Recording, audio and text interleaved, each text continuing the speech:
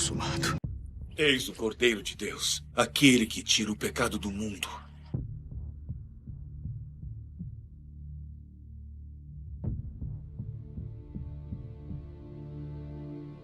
Quando na cruz Jesus disse, está consumado, ele estava dando início ao cumprimento das 7 festas que eram realizadas pelo povo israelita, ano após ano na antiga aliança. Na cruz, Cristo estava sendo a realidade, a luz de uma sombra a qual Deus instituiu na lei. Em Hebreus 10:1 diz que a lei tem sombra dos bens vindouros, não a imagem real das coisas. Então, quais seriam as realidades dessas 7 festas? A primeira festa instituída por Deus foi a Páscoa. No primeiro mês, no 10º dia, cada um preparava para si um cordeiro, sem defeito. Esse era guardado até o 14º dia e imolado. A Páscoa significa a passagem, motivo qual o anjo da morte passou no Egito e matou os primogênitos daquela terra.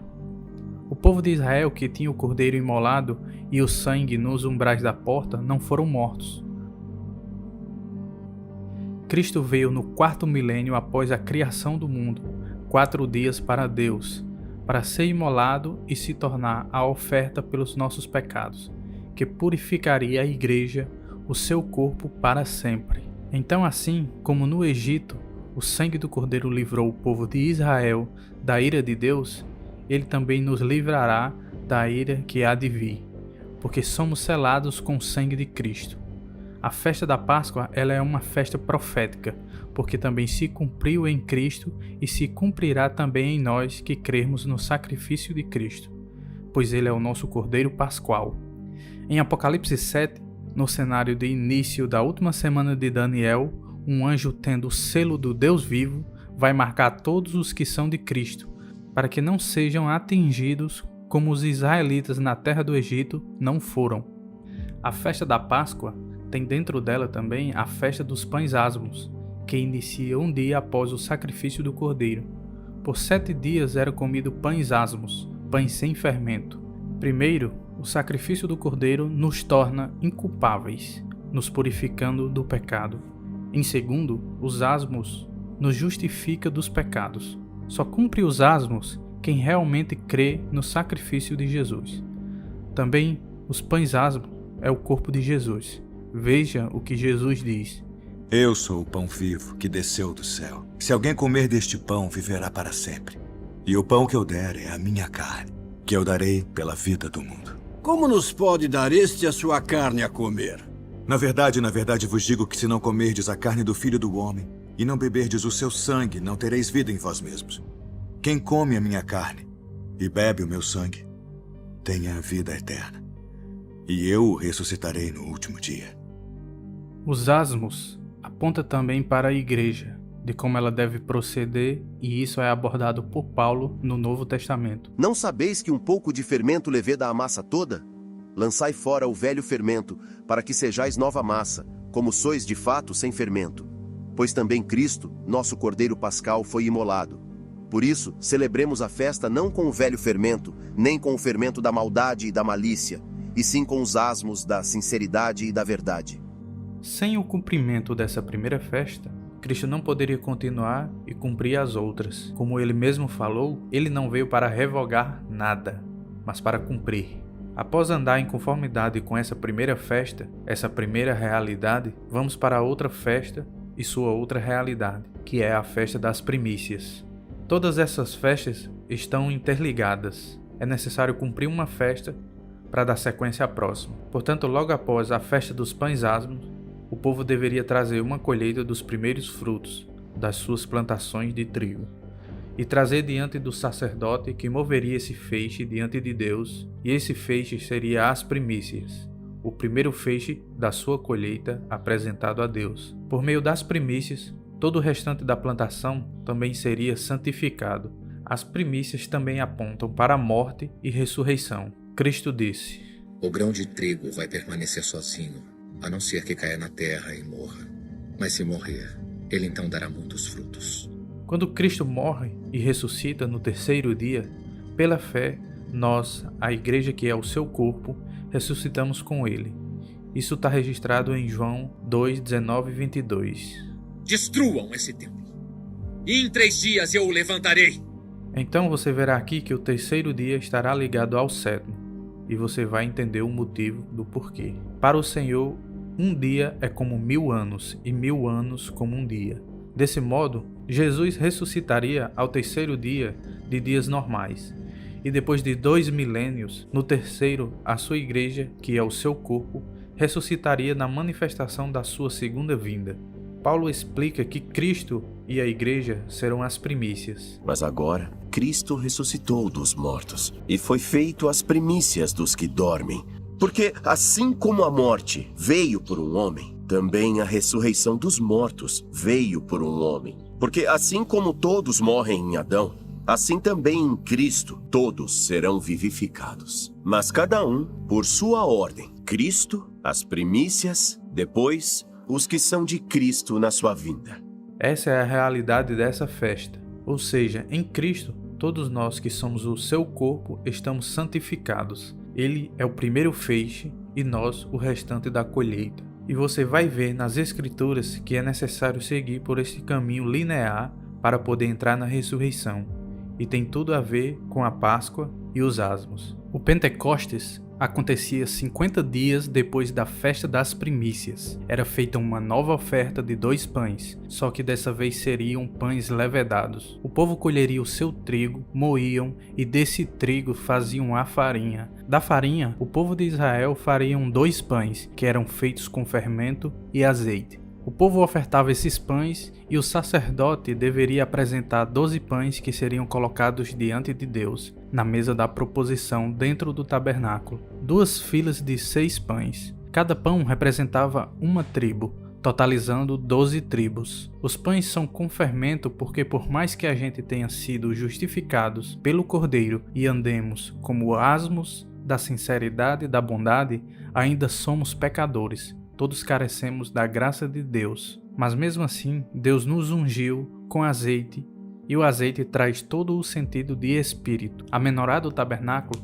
era mantida com o azeite. As virgens prudentes, elas têm o azeite. Quando Cristo exorta as 7 igrejas, ele quer que elas se mantenham com azeite, mantenham o espírito. E em Pentecostes é derramado o espírito.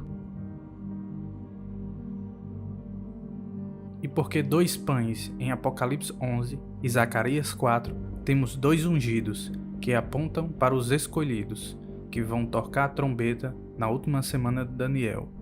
E tudo isso aponta para as 2 testemunhas, que são 2 povos, judeus e gentios, que se manterão com as suas lâmpadas acesas no tempo do fim.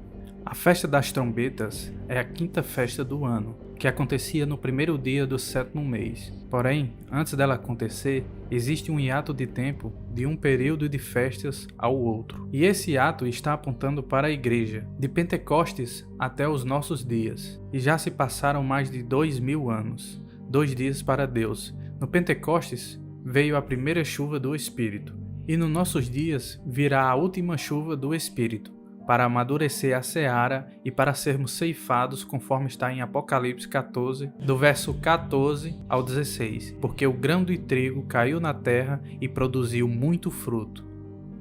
A festa das trombetas preparava o povo se preparava com suas ofertas para o dia da expiação, o dia mais importante para Israel, pois Deus os perdoaria dos seus pecados. Então as trombetas elas serviriam para começar a anunciar que estava próximo o dia da expiação. 10 dias antes se tocava a trombeta, para que o povo durante 10 dias pudesse se arrepender. Esses 10 dias nos aponta para 10 dias de tribulação. Não temas as coisas que tens de sofrer. Eis que o diabo está para lançar em prisão alguns dentre vós, para ser dispostos à prova, e tereis tribulação de 10 dias.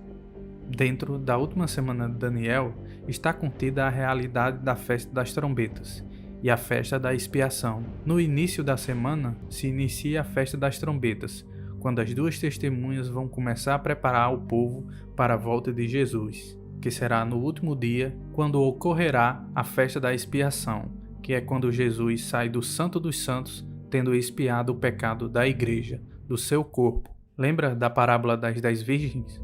E tardando o esposo, tosquenejaram todas e adormeceram. Mas à meia-noite ouviu-se um clamor. Aí vem o esposo! O esposo vem vindo. Saia-lhe ao encontro. Elas acordam com o grito da meia-noite. As testemunhas que acordam o povo de Deus, que vai entrar na última semana de Daniel, e esse povo são as virgens prudentes, que estiverem preparadas para entrar no dia da expiação, ocorrendo assim o arrebatamento da igreja e a primeira ressurreição, como Paulo afirma. Eis que vos digo um mistério. Nem todos dormiremos, mas transformados seremos todos, num momento, num abrir e fechar de olhos, ao ressoar da última trombeta. A trombeta soará, os mortos ressuscitarão incorruptíveis, e nós seremos transformados. No dia da expiação, o sumo sacerdote entra no Santo dos Santos uma vez ao ano para expiar o pecado do povo de Israel, que acontecia no dia 10 do mês 7. Quando o sumo sacerdote saía, o pecado do povo era remido. O Santo dos Santos era o local onde ficava a Arca da Aliança, que apenas o sumo sacerdote poderia se aproximar. Em Apocalipse, quando é tocada a 7ª trombeta, é anunciado Cristo como o Rei do mundo e é dito que ele passará a reinar. Na antiga aliança era aberto o véu que separava o santo lugar do Santo dos Santos, e na realidade o céu é aberto. E diz que a Arca da Aliança foi vista no seu santuário. A Arca da Aliança é uma representação do trono de Deus. Então, quando Jesus deixa a destra de Deus e vem para a terra, os pecados da igreja são remidos para sempre. Após cumprir todas essas realidades que antes foram anunciadas em sombras, passaremos então para a festa dos tabernáculos. Diferente da festa da expiação, onde o povo teria que afligir a alma desde o primeiro toque de trombeta, e buscar a remissão dos pecados, a festa dos tabernáculos seria onde estariam aqueles a quem Deus perdoou, e todos deviam se alegrar perante o Senhor, onde o povo prepararia um banquete com a plenitude da sua colheita. A realidade dessa festa tem tudo a ver com o reinado de Cristo aqui na terra. Depois destas coisas vi, e eis grande multidão que ninguém podia enumerar, de todas as nações, tribos, povos e línguas, em pé diante do trono e diante do Cordeiro, vestidos de vestiduras brancas com palmas nas mãos, e clamavam em grande voz, dizendo: Ao nosso Deus que se assenta no trono, e ao Cordeiro pertence a salvação. Acabamos de ver uma multidão de branco com palmas nas mãos, alegres, pois seus pecados foram perdoados e Cristo já tinha recebido a autoridade para tomar posse da terra. O mesmo já tinha deixado isso nas entrelinhas quando disse: O sábado foi feito por causa do homem, e não o homem por causa do sábado. Assim, pois, o Filho do Homem é Senhor até mesmo no sábado. Então, o terceiro dia era profético em 2 etapas. O terceiro de dias normais de 24 horas e o terceiro dia de dias milenares, que casaria perfeitamente com o 7º dia milenar, o sábado de descanso de Deus, o milênio de Cristo na terra com a sua igreja reinando por 1000 anos. A realidade da festa dos tabernáculos é essa. Porque em certo lugar assim disse, no tocante ao 7º dia: E descansou Deus no 7º dia de todas as obras que fizera. E novamente no mesmo lugar: Não entrarão no meu descanso. Visto, portanto, que resta entrarem alguns nele, e que, por causa da desobediência, não entraram aqueles aos quais anteriormente foram anunciadas as boas novas, de novo, determina certo dia, hoje, falando por Davi, muito tempo depois, segundo antes fora declarado: Hoje, se ouvirdes a sua voz, não endureçais o vosso coração.